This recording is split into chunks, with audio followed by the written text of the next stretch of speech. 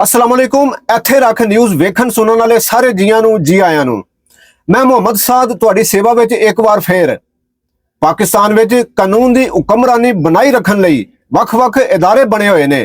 ਇਹਨਾਂ ਇਦਾਰਿਆਂ ਦਾ ਕੰਮ ਹੁੰਦਾ ਹੈ ਕਿਸੇ ਵੀ ਸਿਰ ਫਿਰੇ ਨੂੰ ਕਿਸੇ ਦਾ ਹੱਕ ਮਾਰਨ ਉਤੇ ਕੋਈ ਵੀ ਗੈਰ ਕਾਨੂੰਨੀ ਕੰਮ ਨਾ ਕਰਨ ਦੇਣਾ ਅਤੇ ਮੁਜਰਮਾਂ ਨੂੰ ਨੱਥ ਪਾ ਕੇ ਰੱਖਣਾ ਸਰਕਾਰੀ ਇਦਾਰਿਆਂ ਦੀ ਜ਼ਿੰਮੇਵਾਰੀ ਹੁੰਦੀ ਹੈ।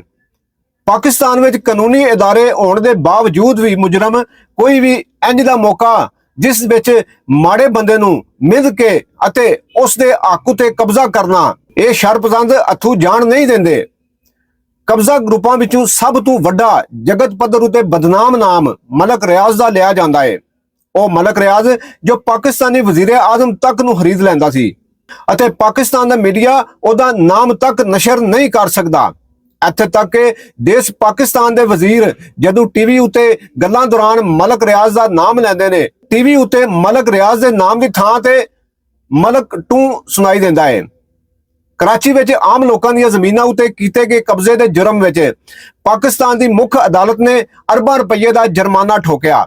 ਆਮ ਬੰਦਾ ਤੇ ਇੰਜ ਦੇ ਮੌਕੇ ਉੱਤੇ ਵਕੀਲ ਹਾਇਰ ਕਰ ਲੈਂਦਾ ਹੈ ਪਰ ਮਲਕ ਰਿਆਜ਼ ਨੇ ਪਾਕਿਸਤਾਨ ਦਾ ਵਜ਼ੀਰ ਆਜ਼ਮ ਹੀ ਹਾਇਰ ਕਰ ਲਿਆ जिस विच उस वेले दे वजीर आजम इमरान अहमद खान न्याजी ने मलक रियाज दे बरतानिया विच काले धन नूं पाकिस्तान दे खजाने विच जमा कराने की बजाय सुप्रीम कोर्ट वालों मलक रियाज उते कीते गए जुर्माने की मद विच काले धन दे 190 मिलियन बरतानवी पौंड सुप्रीम कोर्ट के खाते विच पवा के मलक रियाज का जुर्माना भरिया अते बदले विच उस वेले दे वजीर आजम इमरान खान नूं जीटी रोड उते सुहावा दे मकाम उते मलक रियाज ने एक वड्डी सारी थां दिती जिस नूं इमरान खान सने उन्हां दे मनण वाले इस्लामी यूनीवर्सिटी दा नाम दिंदे ने।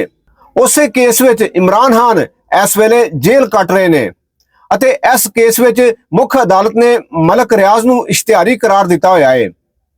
इह ते तुसां पाकिस्तान विच कब्जा माफिया दी गल सुनी, हुण एक आलमी मलक रियाज भी दुनिया दे सामने आ गया है। वो आलमी मलक रियाज है अमरीकी सदर डोनाल्ड ट्रंप जिस दे वलों फलस्तीन उते कब्जा करन दी गल कीती गई सी। डोनाल्ड ट्रंप ने भी दुनिया विच कानून दी अमलदारी बनाउण वाले इदारियां दे होण दे बावजूद एक देश उते बदोबदी कब्जा करन दी गल कीती।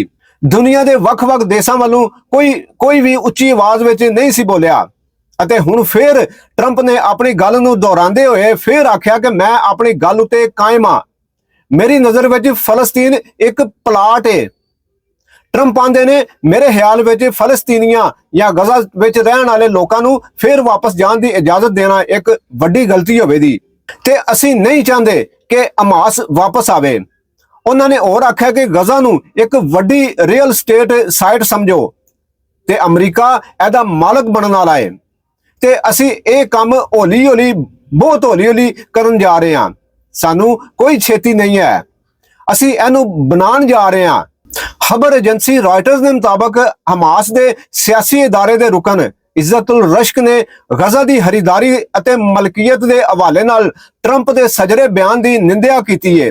उन्होंने कहा कि गजा खरीदन अते फरोख्त करने लई जायदाद नहीं है, ये साडी मकबूजा फलस्तीनी सरजमीन का लाजमी हिस्सा है ते फलस्तीनी लोकाई फलस्तीनियां नू इथों बाहर कढण दे मनसूबिਆਂ नू नाकाम बनावेगी।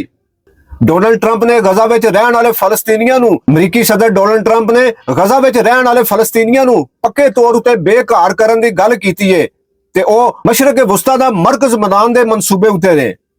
ट्रंप ने लंघे हफ्ते अमरीका दे गजा उते कब्जा करन ते एक वड्डे पद्धर उते नवें सिरे तों तमीर दी कोशिश विच रलन दा ख्याल पेश कीता।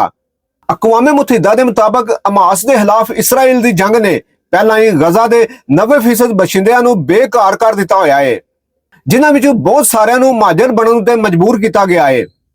अमरीकी सदर डोनाल्ड ट्रंप के सजरे बयान उते मुस्लिम दुनिया के कुछ मुल्कां बस खानापुरी करदे होया बयान जारी किए ने। पाकिस्तान के नायब वजीर आजम इसहाक डार ने ट्रंप के इस मनसूबे नूं रद्द करदे होया आख्या यह मुमकिन ही नहीं कि फलस्तीन के शहरियां नूं घरों कढ के उन्हां दे घर उते कब्जा कर लिया जाए। तुर्की के सदर तैयब अर्दगान ने आख्या किसी विच जुरत ही नहीं कि वह फलस्तीनियां नूं गजा विचों बाहर कढे, यह एक बेकार मनसूबा है।